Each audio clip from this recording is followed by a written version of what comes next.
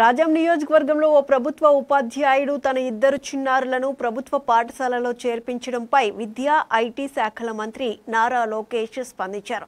Teacher నిర్ణయం ప్రజలను ఆలోచించే విధంగా చేస్తోందని, అందుకు ఆ ఉపాధ్యాయుడికి అభినందనలు తెలియజేశారు.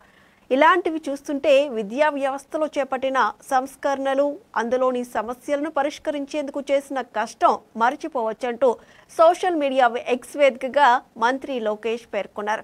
ప్రభుత్వ పాఠశాలల ముందు నో అడ్మిషన్ బోర్డులు చూస్తుంటే ఇది కదా నేను కోరుకున్న మార్పు అని అనిపిస్తోంది. రాజకీయాలకు దూరంగా సమగ్ర విద్యకు దగ్గరగా విద్యా వ్యవస్థలో సంస్కరణలు చేపట్టి సమస్యలను పరిష్కరించి విద్యాలయాలుగా పాఠశాలలను తీర్చిదిద్దిన కష్టం రాజాం నియోజకవర్గం డోలాపేటకు చెందిన టీచర్ డోలా వాసుదేవరావు లాంటి వారిని చూసి మర్చిపోతాం. తన పిల్లలు ఇద్దరిని ప్రభుత్వ పాఠశాలల్లోనే చదివిస్తున్నారు ఈ మాస్టర్.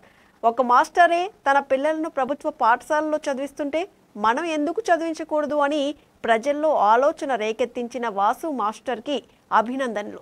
మన బడికి మనమే అంబాసిడర్స్గా నిలుద్దాం, అంతా కలిసి దేశానికి దిక్సూచిగా ఏపీ మోడల్ ఎడ్యుకేషన్ తీసుకొద్దాం అంటూ లోకేష్ ట్వీట్ చేశారు.